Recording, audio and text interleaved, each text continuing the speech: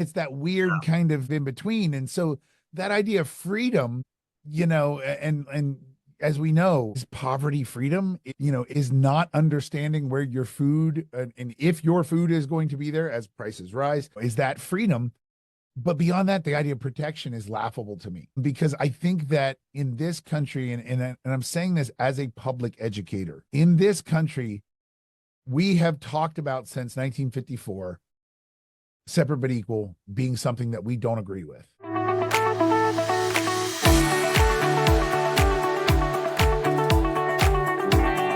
Hi, everybody. Welcome to this installment of the Nick Speaks podcast, the podcast dedicated to the disabled community, where we speak up, speak out, and speak loud about the issues that matter to the disabled the most. I'm your host, Nick Comstock. You guys, we have an awesome guest today, and I can't wait to get to him.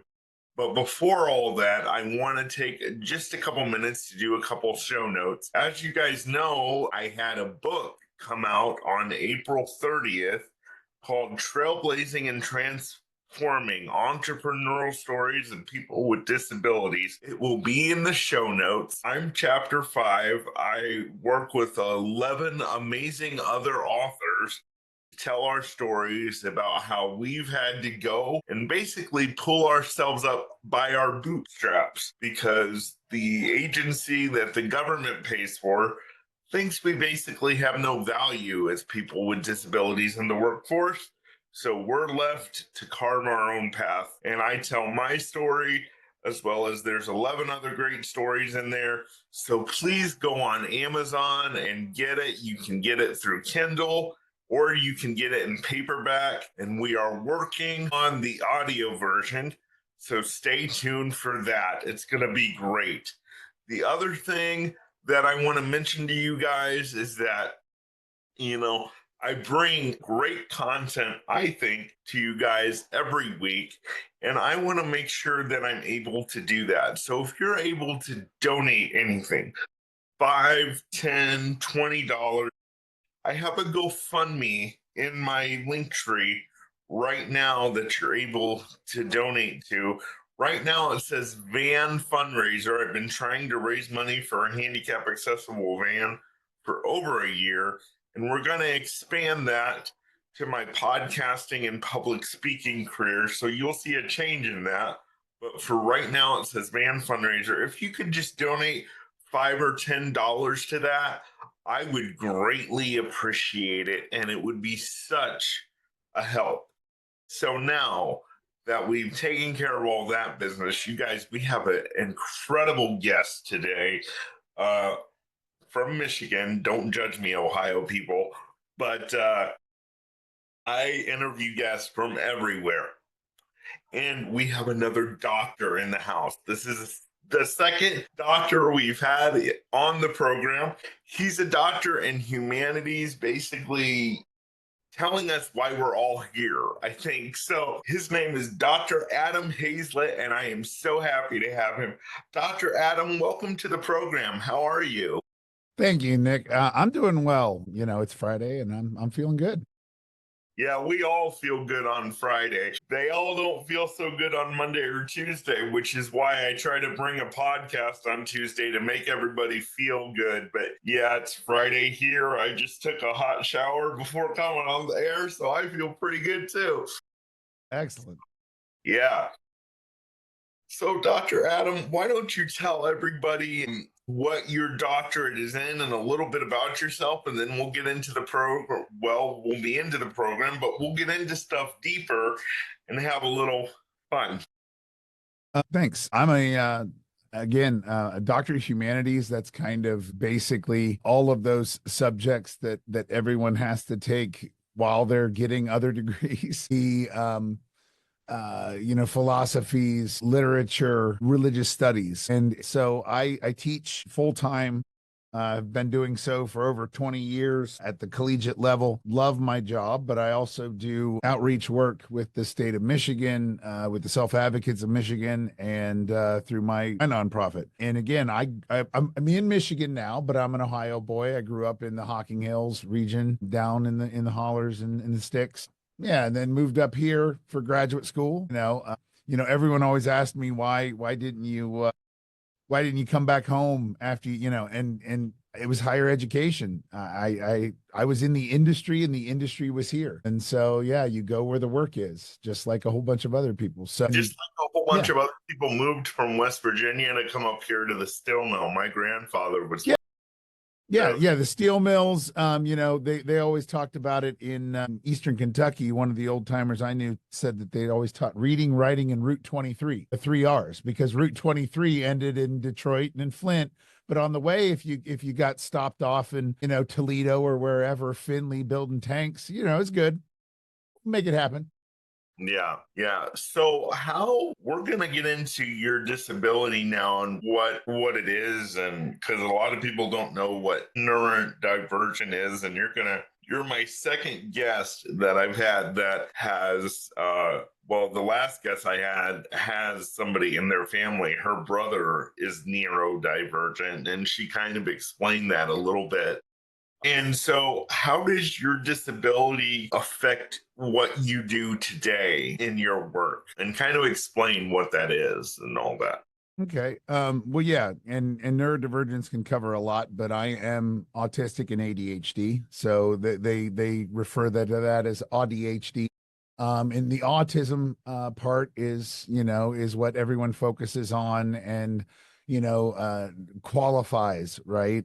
Because that's you and I have had discussions in other times, and what qualifies someone. So I'm autistic, openly and proudly, and it's one of those disabilities that like even some of the physical disabilities can come and go, right, depending on inflammation, depending on and so it is one of those things that, for lack of a better word, sometimes can be hidden, right? And then other times cannot be, absolutely cannot be. And so how it has affected me and how it kind of has worked is and I utilize the Incredible Hulk, kind of imagery, because it really is, or even the Dr. Jekyll, Mr. Hyde, the idea of, that those two brains kind of competing, and the body not being able to communicate with itself, me not being able to communicate with the outside world, and just a a trapped in both inside and outside, right? And so I always say that autism is not, because people always conflate autism with IQ. They conflate it with some kind of brilliance, right? So it's either the spectrum is either on the very bottom end or the very top end. There's never a middle, right? There's either, severely autistic, or there is Sheldon Cooper. But autism, I always explain it's about communicating. My brain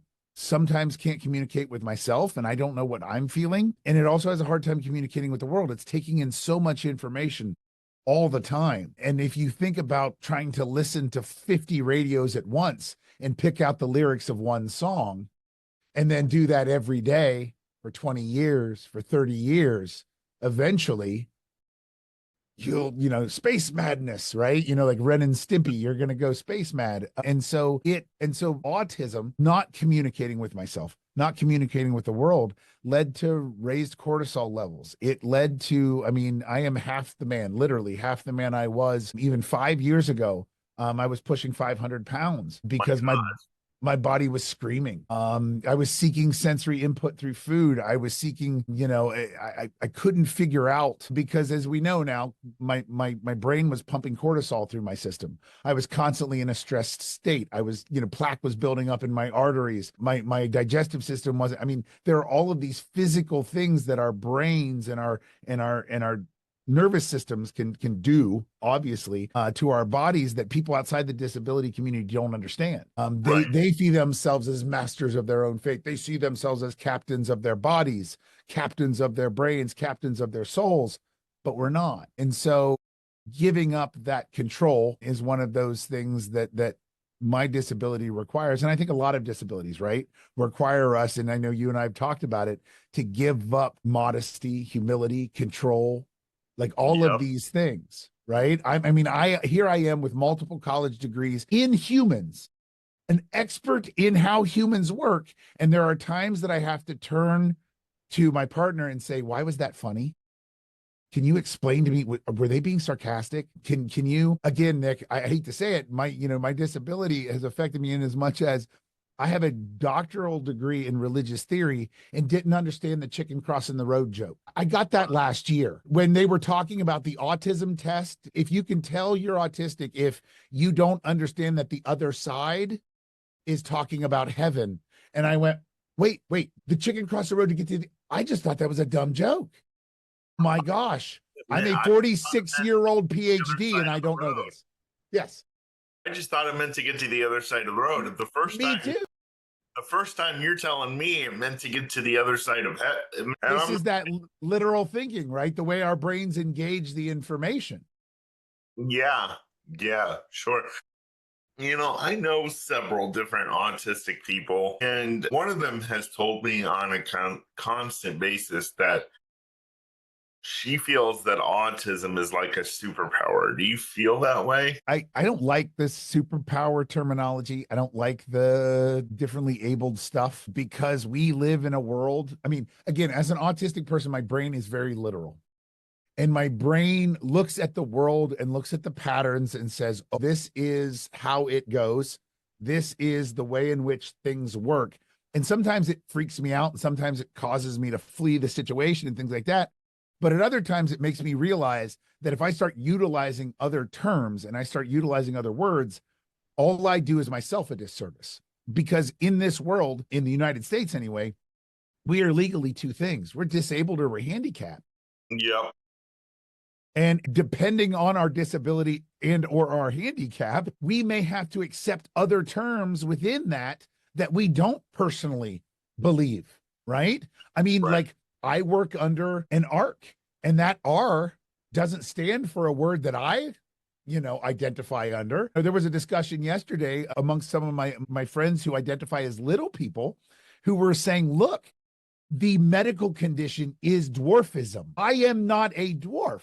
I am a little person, but medically, when my paperwork is handed out, that ism is on my paperwork. And if I don't claim that, what happens when I go to the insurance company? What happens when I go to the doctor? What happens when I go to a court of law and say, I need protection as a disabled person? And they say, well, you've never claimed to be disabled. You said you were differently able.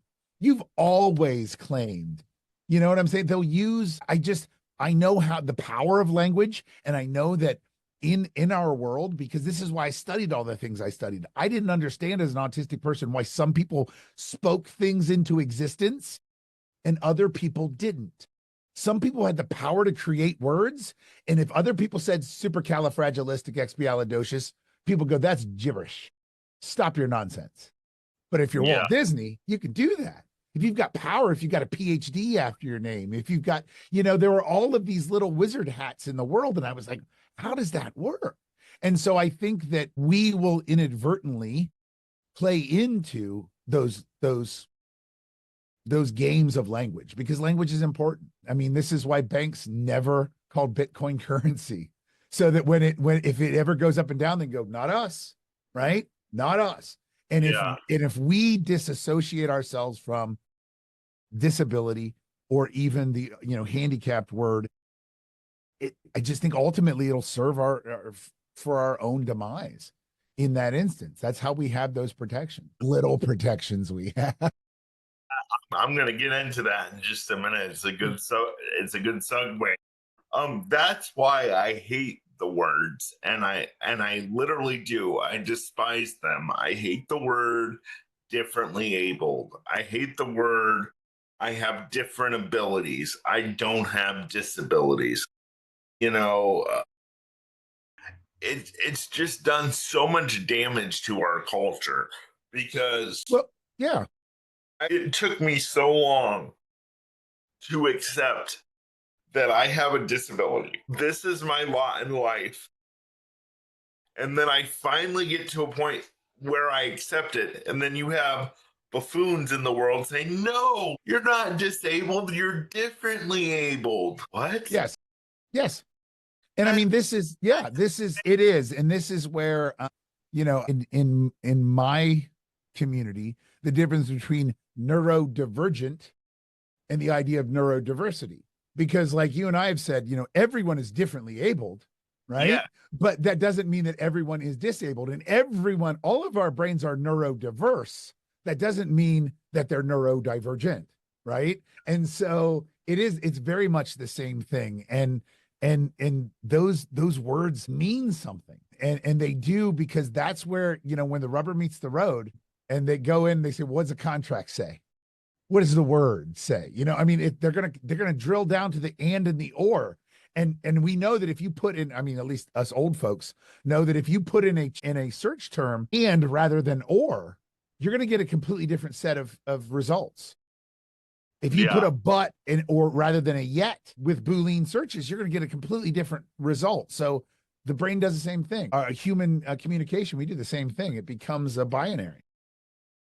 Yeah, it drives me nuts, Dr. Adam, because, we're in a culture where it says, be who you are, stand in your truth. And the disabled community doesn't want to do that because they want to deny, because we've been treated so bad because of our disability, they want to deny the fact that they are disabled, and they want to fit in so bad. You know what? I used to be so interested in fitting in, but now it's like, who cares? Yeah. Well, and it's internalized ableism. It's what we are taught by society. Unless we're told otherwise, unless we have people around us that say that's not the way that it always has to be. And I know this because I grew up in a small Appalachian town with parents who grew up in a small town, but they told me you can live in this small town for the rest of your life as long as you leave it for at least a week. Like when you're an adult, get out there and see that there's something else. You can choose to come back to this, right? Yeah. But I don't want you, they didn't want us being there and not knowing that there was another world, like being born in a basement and never seeing the ground floor, and always believing that there's no sun. How did your parents handle you with your disability? Were they like, you can do whatever you want? Did they try to hold you back from anything? I always jokingly say that, especially in Appalachia, you can be weird, and autism causes, allows people to be weird or makes us be weird, one of the two. But as long as you are weird, Appalachia, you're okay. But my parents were, they were not locals who were born and raised there. So they were already outsiders, right? They were a little bit different than, my dad was, we had encyclopedias, he cooked meals and stuff. And this was back in the 80s, and this was in Appalachia and stuff. And he taught me how to sew a needle, use a needle and thread and things like this. But they never stopped. And I think that was probably the best thing. They never stopped me from being interested in things. And that's why I think my special interests, because, we get or in the autism world, we get these kind of hyper focuses and these special interests. And mine has always been learning things and understanding people, accents and costumes and history and culture and all of this stuff. But they always kind of leaned into it. Like when I would use up all of Dad's electrical tape, making pirate swords out of hog sticks that I'd gotten at the fair, using all of his grindstones on his fancy, mill to just grind down wood. Like I was just ruining things left and right just for the, cutting out pages from books to make stuff. They would encourage it. And they would, when I got into X, Y, and Z, they would take me to North Carolina and we would go to, the reservation and we would read, they'd get me books. Even the days before Amazon, they would drive me into the county library and they would let me check out all of the old monster movies, from the library and do all those hyper kind of focus things. And even when it got, and I think about this often, Nick, even when my study of kind of indigenous rights and American history got to a point where in 1993, the small rural Appalachian high school that I was in, or the school that I was in middle school at the time, I announced to my parents, I said, based on the treatment of indigenous people in the United States, I will no longer stand for the Star Spangled Banner. And they said, what? And I said, based on my reading of history and what happened at Wounded Knee, I do not feel comfortable standing right now. And they said, we will stand. We will defend your right to do that, to sit, but you got to realize you're going to get pushback. We will defend your right to do it, and we will support your right to do it. But, and I remember them basically saying, in that moment of them saying, we don't agree with what you're doing, but we support it if you have a reason and if you have conviction. And that moment to me sums up why I wasn't worse off than I was, because, I talked about cortisol, but when you talk about suicide rates in the autistic community, when you talk about, a lot of those things, it gets ugly. It gets ugly. And I think I might be a lot worse off had I not had that weird, or that supportive weird. Yeah. So how do you feel now? Do you stand for the national anthem? I mean, now well, yeah, because that's the funny thing, Nick, the binary dichotomous autistic mind. That was what, 8th grade. And 2 years later, based on a project that I was doing for a marketing class in 10th grade, I went in and again, I was fascinated with the idea. We had to research sales and why would somebody buy a product, right? And it was 10th grade marketing for DECA and stuff. And I said, well, what product does somebody sell that is like the craziest product, right? And I was like, holy crap, military recruiters literally sell the idea of giving your life away and then go, they like, kids said, how does that work? So I went in and like started hanging out as a 10th grader in the military recruiting office. And by, 11th, 12th grade, yeah, I was applying to the military academies. I was high and tight. I mean, you better stand for the damn anthem. And so how times change. And even then, and this is very important, because my parents did not support so much me not standing for the anthem, but I know my father was not supportive at all of me saying, yes, I want to go to the military academy. Yes, I want to go and do, because I didn't want to just go and serve. I wanted to like he sat me down and said, let's watch, kind of we watched Apocalypse Now or a movie like that. And he said, doesn't this make you take pause? And I said, no, I want that. And he was like, whoa. Like there was a point where had I been 10 years later, he might have like called up and there might've been a red flag, right? There might've been a call to the school counselor, but he didn't push back against that. He didn't say over my dead body, right? Which would have, in my mind, when you trigger that amygdala, would have been like, oh, hell yes, I will. And I dig in my toes, I dig in my heels, and I start digging trenches. And I really do think about those binaries, right? Because here I am protesting, here I am, on the other side of that within, a half a decade. And both times, my support system said, okay, if that's what you want to do and you have a reason to do it, we will support you. Which I know is amazing.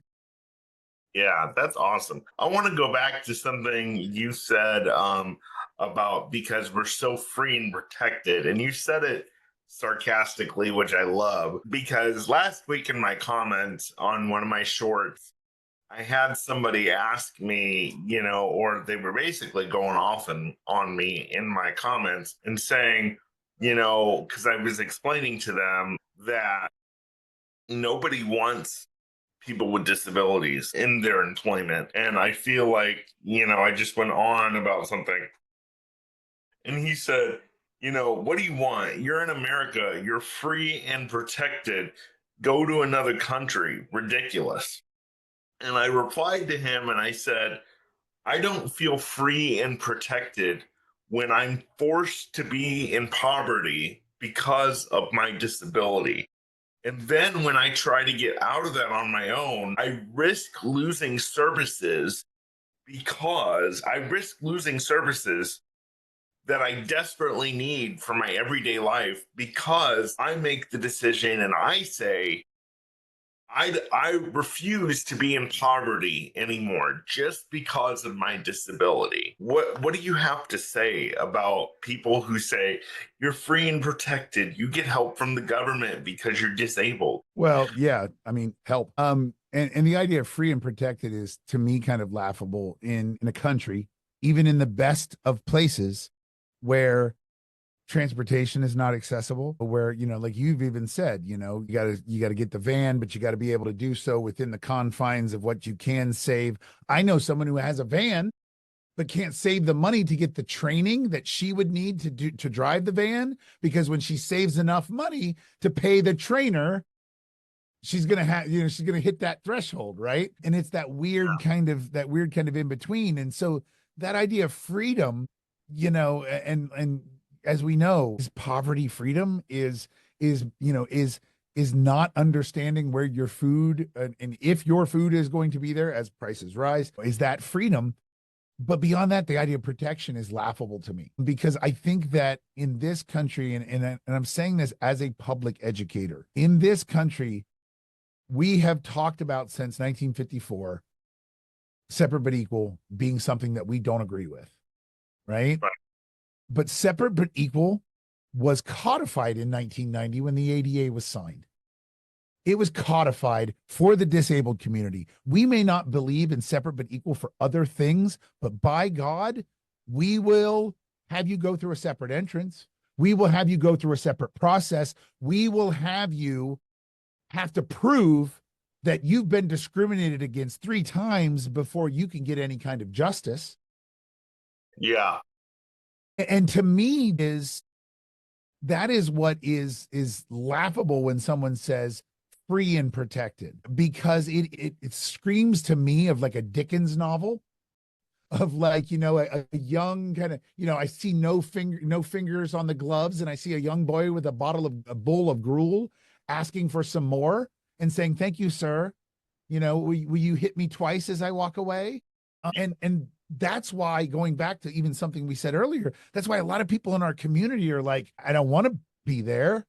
I don't want you to think I'm one of them, because then, you know what I'm saying? Like there is, as we know, there are these separate Americas, and the disabled America is not, unless you're really, really rich, not a happy place. No, it's not. Because you're paying more for everything. You're paying taxes on things that other people don't even think about. Other people evacuate their bowels and don't think that it costs them money other than toilet paper, or they go out, well, I'm going to walk down to the store to get groceries. Well, some of us can't do either of those things, go to that place or walk to that place. And so I think there's so much that we don't know because we don't know. And there's so much that we don't want to know, because if we did, then we would. Yeah, and you know what? I want to continue on the protection aspect, because to the person in my comments who said I was free and protected, I want to tell you just one of many stories that I have where I wasn't protected. So back in 2018, I had moved out on my own. It was the first time of me being on my own, and I was with roommates. And so we had double staffing in our house. And we had this caregiver who, for purposes of the story, just to identify, I'll call her Jean. And she started out really, really good. All my roommates liked her. She was cooking. For those of you who don't know, it's hard to come by a caregiver who can actually cook. And she was cooking. She was really good. Once she got in there, she just became really, really controlling. And one day I was eating chicken with my fingers. Chicken to me has always been a finger food. And she looked at me, and she had been verbally abusive in the past, and I had just been dealing with it. And she looked at me and she said, "Oh my God, Nick, did your parents teach you anything? You're such a slob, this, that." And so I reported that to my case manager at the time. Well, one of the other staff, because I have to dictate everything, so it's done by voice, one of the other staff overheard me sending that email. So the other staff decides to tell Jean, "Hey, Nick's reporting you to his case manager." So this staff member decided not to feed me for an entire day, not to talk to me for an entire day, and do the bare minimum of her job. And she didn't feed. She prepared food for she prepared food for both my roommates, not for me. She never came to my room and said, "Hey, food's ready. What do you want?" She took my roommates out and left me, which was fine. I had alone time, what they call here in the state of Ohio. So it was fine that she had left me, but she didn't prepare me food. So finally, at 4 o'clock that day, I had to spend money out of my own pocket to get food. And I took this situation all the way to the state, all the way to the top of that I could. And do you know what they said to me? They said, because you could buy your own food, we can't process it as neglect. So please tell me, how is that me being number one, free, number two, protected? Please tell me that. Yeah, it's not. It's not. And that's exactly, I think, people like the commenter in your chat, and people like Gene and others rely on. They rely on the fact that there is this world that exists kind of at the half level. I think of, like, being John Malkovich, that floor in the movie where it's kind of a half floor. They have literally created this world kind of underneath, where they have sub-minimum wage labor, where they have, all of these things that they have created within this realm of the disabled community. And just as, Gene proved, well, I'll take away your basic human rights. And I will show you the power. I mean, almost in a Game of Thrones type way. I will show you the power that one human can have over another. I will show you that my heel, your face, my boot, your face, kind of thing. And for no other reason, right, than a perception of equality, a perception of similarity, a perception of belonging in the same community. Because we don't belong in the same community, because we've created these different. And so shockingly, the people that come and serve and work for and with us don't really work for us, because it's almost like, the city worker who doesn't live in that city, right? If I don't care if the garbage gets picked up, because I don't live in the city of Wicket. So if I move off, go back to my suburban home or wherever, I don't care. Right. If I don't, I don't have students in the school district, and I'm the teacher that's, kind of messing everything up, I don't care. If I'm the baker that's not eating the food that I'm preparing, I don't care. So there's a lot of that. You know what I'm saying? There's a lot of that. It's not me. And the problem with disability, and this is the problem that I say all the time, is that there's only one way that you're not getting out of this world being disabled. And that's catastrophic death. That is instant that is like Final Destination, back of a truck kind of thing. Like, that's shadows on a wall kind of, right? Atomic. Killed instantly. It has to be instant, because if you continue to live in this life, even if it's for a day, you're going to be part of this community. It's just whether you accept it or not. Yeah. And it only takes a matter of seconds, people. Matter of seconds. And it just boggles my mind. And people ask me all the time in my TikToks, why can't you get off your ass and get a job? Well, first of all, getting off my ass is a little hard to do. I'm in a wheelchair. I know you can immediately see that. But as far as getting a job, I've been told I'm unemployable and I have, quote, nothing to offer an employer. That was told to me by someone in the state of Ohio who is paid to people find jobs. And that's why when Ohio says we're an equal opportunity employer, I laugh, because I've been through at least this system twice. I was told in the state of Indiana that there was nothing they could do for me because of my disabilities. So then when I tried to go through a work at home opportunity from my brother, because they told me there was nothing they could do, I was told, you lied to us at Voc Rehab. Well, I didn't lie to you. You told me there was nothing that I could do. So what do you expect me to do? I told you, I came to you with a job opportunity. You bought me the equipment. And now you tell me because I say it didn't work out with my brother that I lied? Like, how insane is that? Well, it It makes little sense to me. It baffles me, Nick. It really does. Yeah. And why is it that the first round of employment that we're offered, which, hello, come to the 21st century, voc rehab, there's no greeters in stores anymore. Why? Yeah. Why is it the first thing that we're off? Oh, you could be a greeter at Kroger. You could be a greeter at Walmart.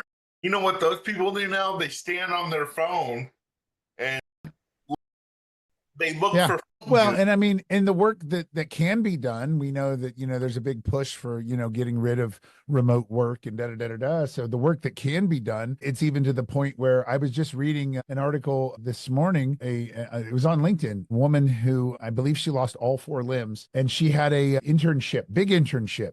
And they basically said, well, you gotta come to Virginia. And she said, it's a remote internship. And they said, yeah, but we want you physically in this state.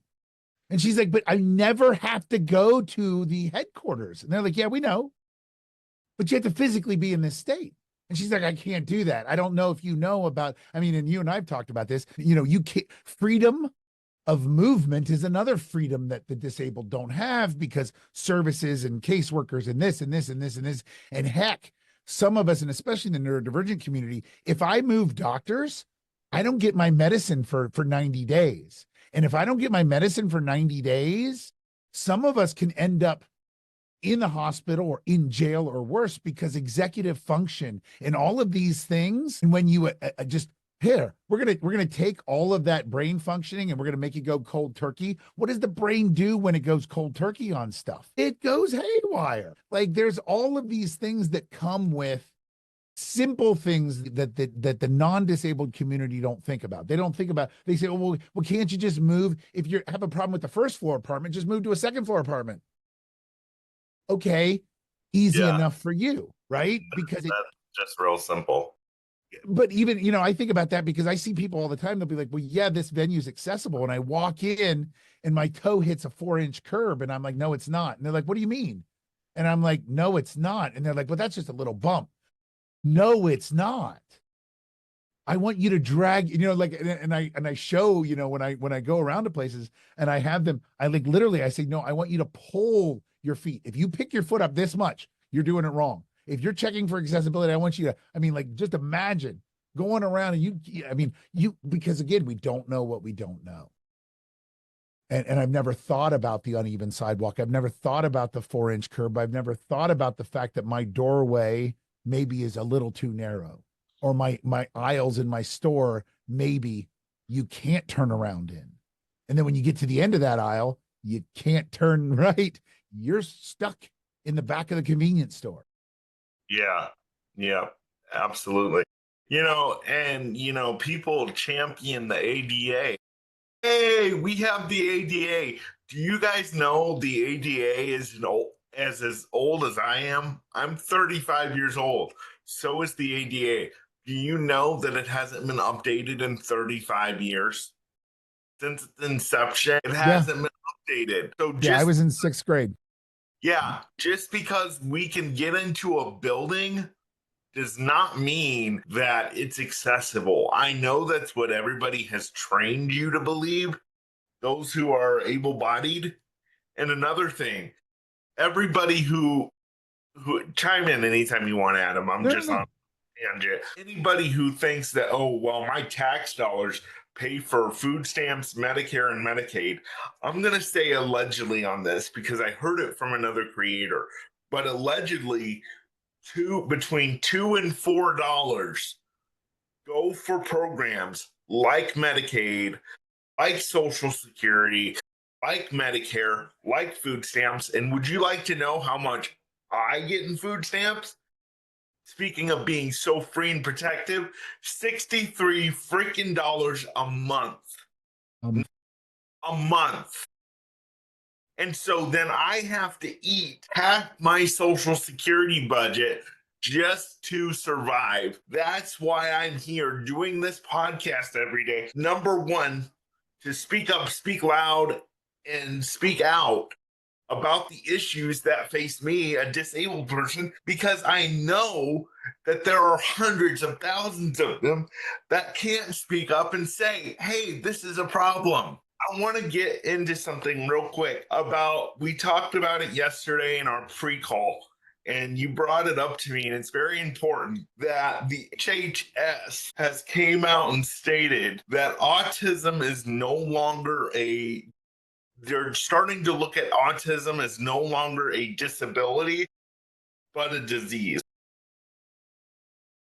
They've just started utilizing that terminology again. As a language person, as someone who has studied how words get used, right? And I kind of mentioned this a little earlier, the fact that they every time you watch when crypto was starting, every time they talk to Jamie Dimon or everything, and they'd say cryptocurrency, say crypto asset, and then he'd continue, right? And he'd go, nope, asset. And then he keep, nope, we're going to make sure we define this. And so what they have been doing is subtly, and it's really started noticeable when they brought out this idea of a registry, that they were going to pull Medicare and Medicaid and Social Security information and doctors' information and pharmacy information and create a registry of autistic people in order to find a reason, or, I don't know what my pharmacy data is going to do with medical research. But after they pulled back on the idea of that registry, the things that started coming out were disease. And they started mentioning autism as a disease. And the secretary has mentioned it as a disease. And to me, that gets back to what we were talking about earlier with differently abled and all this other stuff. If we start calling it a disease, well, then we don't have to cover it, maybe. We know that one of the things that people talk about in the rising of healthcare is the fact that more people get diagnosed and then there are more treatments. And if you have, I don't know, a developmental disability, what's the cure for that? If I'm born this way, what's the cure for me, my identity and my existence? Yeah. We know what the cure is for life. The cure for life is death. And so, and so if we can make it a disease, then we separates that idea that then it's something that we can cure. It's something that we can, and unfortunately right now, one of the only treatments for autism is a treatment that basically trains or traumatizes the autistic person to a point where they don't show their pain, their symptoms. And then, as I talked about earlier, there's cortisol, there's heart effects, there's, suicide rates and all that other stuff that becomes the effect of me hiding who I am for the pleasure of you, me pretending to walk without a limp, me pretending to be able to read, me reading lips so that I can pretend that I have, a full hearing. You know what I'm saying? In order to, as we talked about earlier, fit in. Yeah. And we know that the body, and the funny thing is, Nick, is that we know this because we've studied undercover FBI agents and we've studied deep cover stuff, and we know, and this is why the same government that will allow me to live in that cortisol for years and years and years won't allow their agents to be undercover for any longer than this certain period of time, because they know that physically that's going to age their body. And so they go, nope, that's our government asset. We're not going to. No, we can't let you be undercover that long. But yet they expect us, and that's ABA, that's applied behavioral analysis, which not everything that is called ABA is ABA. But last year the Pentagon said we're not paying for that anymore. It's not cost effective. And so one of the biggest government buyers of healthcare, the Pentagon, military families, have said this does nothing for autistic people other than traumatize them. And so when we're in a place where we don't know why it happens, but there's only one treatment, and that one treatment has been resoundingly proven to be kind of problematic. Now we're coming out with registries and calling it a disease and stuff. Like, we haven't even defined it. So why are we now redefining it? Why are we now, you know what I'm saying? People can't wrap their head around what I am. So how are they going to tell me how to become not who I am? Yeah. And, we already struggle in the disabled community, Dr. Adam, with little kids who think that our disability may be contagious. And, they're little kids, so they don't know. So it's no fault of their own. But if we start identifying autism, Down syndrome, cerebral palsy, CMV, which is another part of the cerebral palsy family that I have. If we start identifying these disabilities as diseases again, which number one insinuates that there's a cure. Number two, for a lot of these, there's not a cure. You just have to live with it. If we start insinuating about these disabilities being diseases again, there's going to be an issue, because then you're going to have kids like, oh my God, I could get cerebral palsy, I could get Down syndrome, I could get autism. And it's going to totally back up the education aspect of it. And I feel like we're going to go back. Yeah, we are going to go back. And I hate to say it. No, I don't hate to say it. When you look at all of this, when you look at the poverty, when you look at the treatment, when you look at the idea of disease, when you look at how do you treat or how do you cure a developmental disability that one is born with and will always have, the answer is right there. And I hate it, autistic bluntness. They don't want us alive. Yeah, we are better off to them dead, because then, as they've said, as the secretary himself has said, will no longer be a burden to their families, will no longer be a burden to society. And I know that people are going to be listening to this and they're going to say, how dare he say that?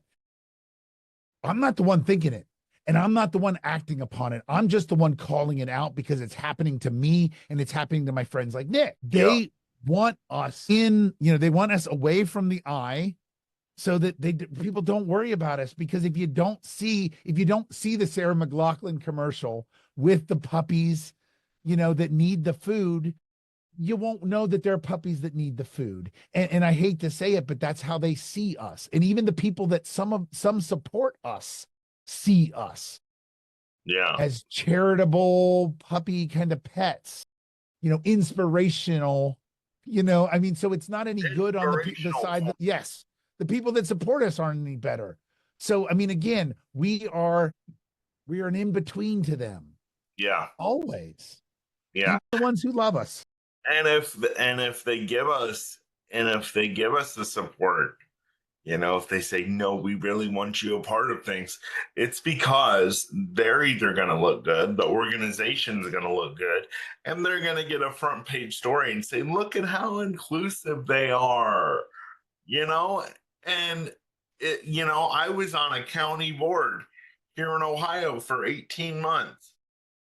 I won't be mean and call out the county or its superintendent, but they called me and they said, Nick, we would like you to be on our board of directors, and you'll be the first person with a disability to be on our board of directors in our 50-year history. And when I got that call, Adam, I cried, because I was like, finally, somebody in power wants to listen to me. Somebody in power wants me to have a seat at the table, because they know I can bring to the table what people like me go through every day. So we went through the process. I was sworn in by the, what do they call her? The city council something. I don't know. I'm messing it up. But I was sworn in, and, I was doing local press for these people. And everybody in the local press would say, Nick, what do you want to do during your 4-year term on the board? And I said, well, I want to give the organization, the Department of Developmental Disabilities, who wasn't the one that hired me, it was the county board, but I want to give the county board a front row seat into what people like me go through every day. And I want to make sure that caregivers can get better pay and all that type of stuff. And I want to be a real advocate. Everybody said great, including the superintendent, because when I had to be interviewed for the board, Dr. Adam, I had to go in for an executive session and tell everybody on the board, what I want to do. And for those of you who don't know what an executive session is when it's not open to the public, it's just to the board. And so they're like, what do you want to do? They asked me the same questions and I gave the same answers. Well, I came back literally a month later and said, Superintendent, I'm getting all these questions about, what do I want to do with my 4-year term? What am I going to do? what answer can I give these people in the press? What can I tell them? And she said, you can't have an opinion as a board member. You can't advocate as a board member. You're just a board member. And I looked at her and I was like, well, then why the hell am I here? Yeah. And she literally had no answer. And I stayed there for 18 months because I figured it was something I could put on my resume. I made a best friend that I still have to this day. So I got something out of it. But I said, never again will I be someone's token. Yeah. And if you're not going to allow someone on your board to have an opinion and you're going to ask them to be volunteer, at least give them a hot lunch. I mean, yeah, bare minimum. You should get minimum. lunch out of the thing. Yeah, I mean, I get lunch out of one of my board things that I do. And I mean, they at least feed us a meal like twice a year. They're like, here's some dinner. Yeah, I mean, but the meals, I mean, we did have lunch every month, but the meals were cold cuts. I don't do cold cuts, So I'm like, if you're not going to pay me because you say you're a 501c3, so you can't really, pay or whatever the case, for a volunteer board, you're a government entity or whatever, you can't pay for it. At least give me a pizza once or twice a month, like, dear God. Yes. But anyway, I got off that board and I said, never again will I allow to be used as a token. And the thing is, Adam, it's really frustrating because now it's a requirement to have someone from every county in the state of Ohio on the county board of directors. Well, what are you allowing them to do? I guarantee you half of the people on the county boards here in the state of Ohio, they're either parents with someone with a disability or pushover people with disabilities who are just going to say, yeah, we can vote for that. Well, yeah, and that's the thing, right? I've noticed that, yeah, there's a lot of that. And I get that as well, because again, not having a visible, right? Having that doctor in front of my name or the letters after it and stuff. And it's palpable. Like it gets problematic. And the thing is that it gets problematic on both ends, because like as a board member, as a disabled board member, and I see my other disabled board members who are, who are getting accommodation, they're just like, well, whatever, just send him the date. He'll figure it out. And I'm like, no, I won't figure it out. Right. And then, it's photo time and they're like, okay, all board members get here. And then I stand there and they're like, no, you go. And I'm like, what are you talking about? And they're like, no, we just want the disabled people, like, what are you talking about? Right. And it, it is again, I sound like I'm complaining, but it's about that weird world between where we've got the disabled community fighting amongst itself because the crumbs that the non-disabled community will give. And if you discriminate against them, then we'll give you more benefit, right? I mean, in my community, in the autistic community, there's definitely a hierarchy, right? And it's reinforced by society. And they're like, well, if you'll sell out your neighbors, we'll let you have a little bit more cake. And I don't know about you, and I think we're the same kind, that I'd rather starve than eat your cake. Eddie Vedder said it. I'd rather starve than eat your bread. If it has chocolate icing or not. Well, yeah, maybe. But yeah, and I think that that's where the idea of coming under that idea of we are disabled and there isn't anything wrong with that. That's where I think moving forward, if we're going to make progress, that's how we have to make progress, is in coming together under that banner and saying the thing that connects us is the fact that they don't feel connected to us. So we need to connect with each other. Yeah. And for those of you that are like, I don't know how to talk to disabled people, I don't know how to handle disabled people, the reason why is because we're told to be shoved off in a corner. We have all these separate things we're supposed to go do away from able-bodied people. That's why you feel so awkward. And go ahead.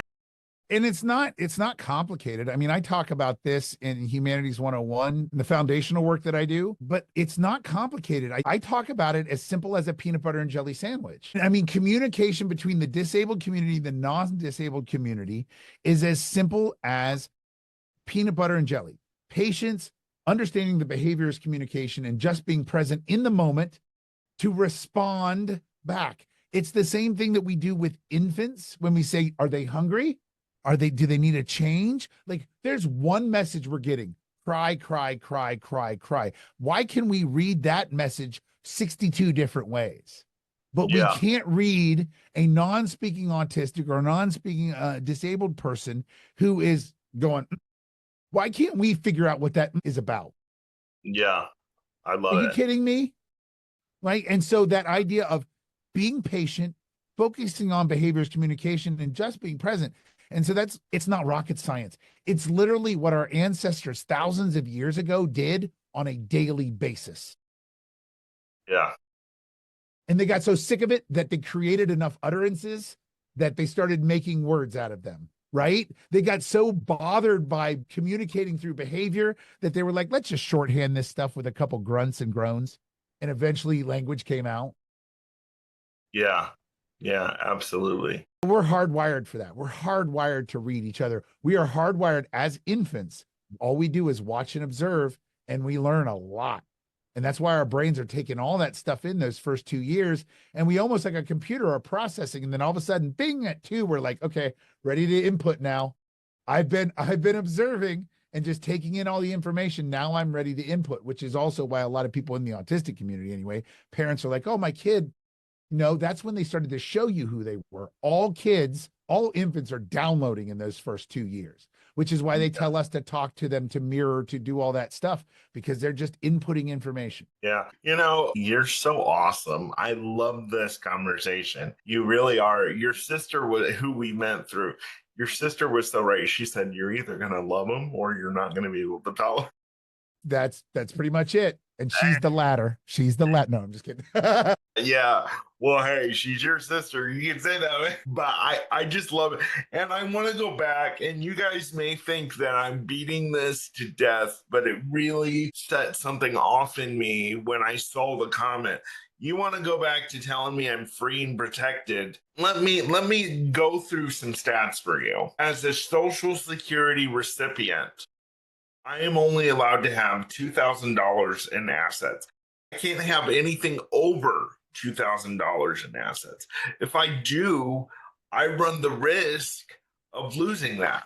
You say, Nick, well, why don't you get an ABLE account? Well, those have restrictions too. And Social Security, at least in my case, the place where I live is starting to ask you now, do you have an ABLE account? Where before they weren't allowed to ask you that because it wasn't allowed to count against you. Now they're asking you those questions. Not only can I have nothing over $2,000 in my bank account, if I get married, I run the risk of losing my assets because they look at my partner or my wife or however you identify as, since we're so wrapped up in identity, they look at them as an asset. So obviously, I wouldn't need those benefits anymore. When in reality, I would, because my disability doesn't change because I get married and I'm able to get some sex every night. Think about that though. If you are a non-disabled person and you marry a disabled person, the government deems you as a human being a financial asset to that disabled person. So you almost have to objectify yourself in order to lower yourself to be, as a non-disabled person, to marry a disabled person, because you yourself become an object. Jeezy, criminy. Yep. So no protection, like, no protections then. So yeah, I love that you're going nuts. This episode is going to go viral. I love it so much. And we were originally going to tape this at another time, and I said, no, you have to do it today because I want you to be my next episode, and it's going to be so great. You guys, our system is so messed up. And before you get on here and say, well, the Democrats are the ones that fight for you and the Republicans want to take everything away. Listen, I'm a Republican. I'm a conservative. I make no apology for that. Dr. Adam knows that. We've talked about that several times. I have heard neither party in my lifetime come out and say, this is what I want to do for people with disabilities to enhance their lives. Neither party. And I'm a fan of one, as you guys know. And so, yes, what'd you say yesterday, Adam? One party gives lip service and the other party just. Yeah, one party gives lip service and the other party ignores it. And I did a little looking, and the closest thing to disability policy that I could find in either party was talking about possible credits for the people who take care of disabled people, not even the disabled people themselves. So again, the closest you come is 2 degrees of separation. Exactly. That's it. The closest you get is family caregivers. With respect, Mr. President, what happens when those family caregivers pass away? They don't, though the caregivers who are now responsible for them after the family caregivers pass away don't get any credit. Yeah. You know, there are plenty of, complaints. We pay our caregivers here, I believe, $18 an hour and some change. And of course, that's never enough. I had Craig Walker on about a week or two ago, who runs People First and who's been a disabled. He's not disabled, but he's been a advocate for the disabled for over 27 years. You know, I mean, he said, if you give them 20, they're going to want 25. He said, if you give them 30, they're going to want 35. So there has to be a balance. We have to make caregiving a career again, not just a job. Yes. I believe that doesn't only start at the state level, but we need the federal level to realize, hey, these DSPs, direct support professionals, which I've told you guys many times is another fancy way of saying caregivers. These DSPs, these caregivers are valuable. We don't just need people at the state level to recognize that. We need people at the federal level to realize that. And I don't want you at the federal level just to realize that so you can get a photo op. And I'm talking to both parties. Do I believe one party treats the disabled better than another? Yeah, I do. That's my own personal belief. I understand there might be some people who don't believe that, and I'm more than willing to even have you on the program to discuss it. But I mean, I'm tired of being a photo op. I'm tired of being someone. I don't know about you, Adam, but as a person with a disability, I'm tired of having to prove myself to everybody all the time. 100%. Yeah. Yes. 100%. And I'd mentioned this to you when I disclosed at work. I mean, I had people that started dropping their head and talking a little louder and a little slower to me. And I'd worked with them for 20 years. Yeah, the high pitched tone too. Hey, buddy. So yeah, it's and they didn't even know that they did it, but it was almost like they flipped the switch, because once, and then they were like, and their body language shifted, and yeah, it was much easier when I was an asshole. When I was loud because I was an asshole, when I didn't understand the social rules but then when I put a name to it and I said, well, guys, technically, and oh, no, we liked you when you were an asshole. Now that you're disabled, well, we just can't have that. And it always was. It was just whether they knew it or not. It was their perception. It was their allowance into my world or not, whether I allowed them to do that. And you know what? It's funny, Adam, because then if you act like an asshole when you're disabled, it's like, well, then how dare you do that? Because I help you. I give my time. It's like you said earlier in the program. It's like we're a charity case. Yeah, always. And it's caregivers, stop taking the compliment of bless your heart, you're working for the disabled.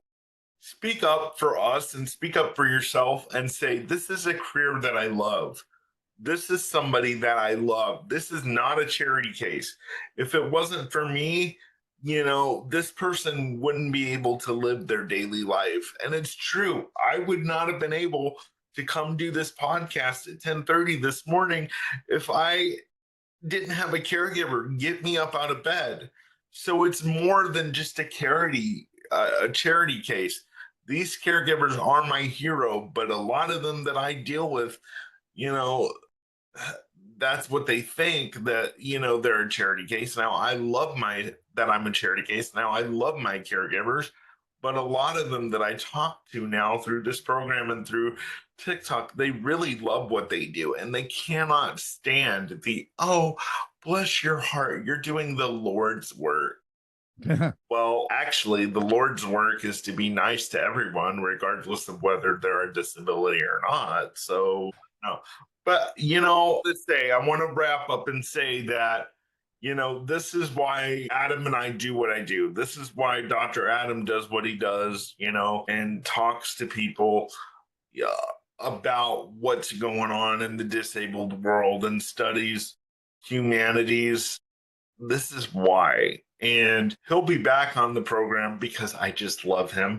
I think I'm going to turn into more of an asshole because of him. So, for those of you who are used to me being really nice and sweet, that might change in the next few months because I'm going to try to hang out with Dr. Adam as much as I possibly can so that I can get some assholery in me a little more. Because I think if you're too nice as a person with a disability, they walk all over you, and Yeah, they just screw nice. Screw nice. Be kind. Be kind. Screw nice. Nice guys finish last. I had be kind, not nice.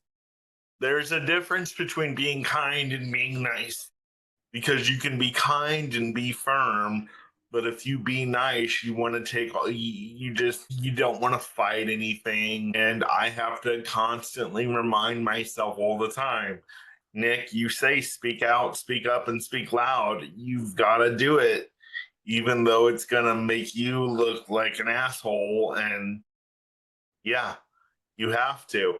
So, you guys, this is why I do what I do, is to bring this to the forefront. And what do you think, before we wrap up, what do you think Congress needs to do to enhance the lives of people with disabilities, to make our lives better, even though we already know a lot of people don't want us here? They need to actually, like, literally meet with us and actually listen to us, because I'm sure you've been on those trips and those junkets and all those other things where you have, again, like you said, the photo op, right? We go to the legislative day, we go to the this, we go to the that.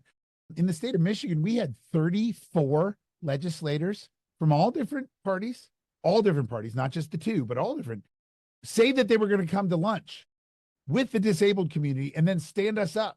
And we paid for 35 lunches for those congressmen in the state capitol basement for them to stand us up, and then to schedule meetings. And that unless it's a big enough name, they're not going to show up to the meeting. It's going to be an executive aide that's there at the meeting, and they'll get their little photo ops and they'll say, okay, we'll accept your little literature, and there'll be nothing else done. I want them to actually show up and listen, because we can't get anything done if they don't meet us on a human level rather than just a checkbox. Because what I do when I have those meetings is I always show up 15 minutes early so I can catch the congressman or woman or the state senator leaving their office early on Friday afternoon. Oh, I got to go for a vote. And, oh, well, ma'am, there are no more votes. There are no more sessions this afternoon. So I know that you're giving me the runaround. I'll see you next month when I come back for my next meeting where you're going to stand me up again. Wow. And that's a good thing that you brought up. I was going to wrap it up, and we'll wrap it up in a minute, but this episode is going to be so fire. That's another thing that brought up. You brought up legislative days, and we have one every year. It's usually the first part of March, and we had one this year. And you know what frustrates me? And before I say this, I'm going to say that Governor DeWine has done a tremendous job as it pertains to the folks with disabilities in this state. He really has. He's put extra money in the budget for our caregivers. He's done all kinds of things. So before I say this, I just want to make that clear. Do you know that not even a lot of the case managers that are at the county boards knew that the legislative day was taking place, or they know about it and they don't make plans to attend. And it's like, yeah, yeah, our legislative day sold out within 3 hours. Yeah, that's great. Everybody wants to tout about how that is. But where were all the senators? Where were all the state representatives? Yeah. Where was the governor? The governor made a video. Every year it says the governor will be here to speak. You know what that is? That's a video. Yeah. Oh yeah, totally. He is actually not there. And if you say that you really value people with disabilities, you've put the money there. So I can't say put your money where your mouth is. Okay, well, then I can say put your legs where your mouth is. Show up. I'm a fair fan, and I will point out that Mike DeWine did not sleep in the cattle barn either. He's the only Ohio governor to not sleep the first night of the fair in the cattle barn. So I mean, like, say what you will, but I'm an ag kid. I'm just throwing shade. I see you, Mikey. What does that mean? Did not sleep in the cattle? Oh, the governor of Ohio traditionally would sleep in the cattle barn on the first night of the Ohio State Fair. Really? They would, yeah. And DeWine was like, "No, I ain't doing that." So, like, it's a thing with us 4-H kids. Like, you sleep with your cows. Like, you go in there, you got to make sure everybody's nervous that first night. They've been moved to a different barn. Everything's creepy. So, like, the 4-H kids, some of them will be like, "Hey, we're hanging out and we're sleeping in the barn tonight, making sure." And so it kind of became a thing. And he said, "Oh, I'm gonna break that tradition." I could give him, yeah, it's a funny. If I would do that either. Oh yeah, we have different considerations, but Mikey, he'd been fine. He would have been, yeah. He's got a huge staff. He's fine. Isn't he a farm boy anyway? That's what I thought. But, maybe he was one of them, bean growing farm boys and not the cow raising kind. It's a different kind of dirty. Yeah. Yeah, I love it. I love it. And you know what irritated me? We're having fun, guys. What irritated me is, one of the representatives at the legislative day was like, "Now, when you go talk to your senators today, get to know a little bit about them. Show that you care about them." Excuse me, what have they done to show that they care about me? They were like, ask them what their favorite food is. Find something to connect with them about. I'm sorry, I need to make sure that my services are going to be intact. I don't care if you like Culver's or Burger King. Okay. Honorable Representative Smith, pineapple on pizza, yes or no? Yeah. Yes. I mean, and I'm a fan of the representative that I'm talking about, which is why I'm not putting him on blast. But I don't care. I want you to see me. I want you to realize, hey, there's more. There are disabled people in your state. And you know what bothers me is not even the federal level recognized March as National Disability Month. They didn't. And it's barely talked about. Guess what? October is Disability Employment Month. And yeah, well, how many people with disabilities are employed? Well, right. I've said the statistic here on the program, as of 2023 from the Department of Labor, only 22% of people with disabilities are gainfully employed. Well, and that's why Nick and I have to take this opportunity, but you said October and you said NDEAM, but I'm putting on a conference October 24th in Dearborn, Michigan for that purpose. And I've got people from the state because, again, we don't know how long the resources are going to be around. And I said, let's book you now for October and let's do some things. And so we're going to have a conference in Grand Rapids in Michigan, but also in Dearborn. And that's the one that I'm putting on. But yeah, we're going to do job training, resume, skills. We're going to do all that stuff at the conference. I mean, it's a disability empowerment conference, but I'm like, well, let's do an employment conference too. Like, if we're going to have disabled people in one place, let's throw as many resources and they can a la carte, because we don't get this opportunity often. But yes. Yeah, and you know what? I'll figure out a way to be in Michigan. We'll have to talk about that. I'll come to Michigan. Yeah, let's talk. I'll do it. I'll do it. I mean, we have a big conference here in Ohio. It's the first part of October, and that's the last part of October. So I'll figure out a way to be there. We'll have to talk off air and figure that out. But We will. yeah, guys, I really hope you enjoyed this episode today. This is a reason why you need to get my book, Trailblazing and Transforming Entrepreneurial Stories of Those with Disabilities. You can get it on Amazon through Kindle, and you can get it in paperback. Also, support my GoFundMe because I have no other way to continue to bring this program to you other than through that. I've got to pay my producer. I just hired an agent who's going to help me get gigs. So I'm really carving my own path, which is what every state that I've dealt with has told me to do. Unfortunately, that costs money. So I need your help. If you can help me in any way and get the book Trailblazing and Transforming Stories of Entrepreneurs with Disabilities, I would love you for that. And this is the Nick Speaks podcast, the podcast dedicated to the disabled community, where we speak up, speak out, and speak loud about the issues that matter to the disabled the most. Dr. Adam, thank you so much for being here. It's been fun. You will be back. I love it so much. And our comment section is going to blow up, and a bunch of people are probably going to hate us, but I love it. I love it. Wonderful. Thank you so much for having me. You're welcome. And we will see you guys next week with an all new episode. Bye-bye.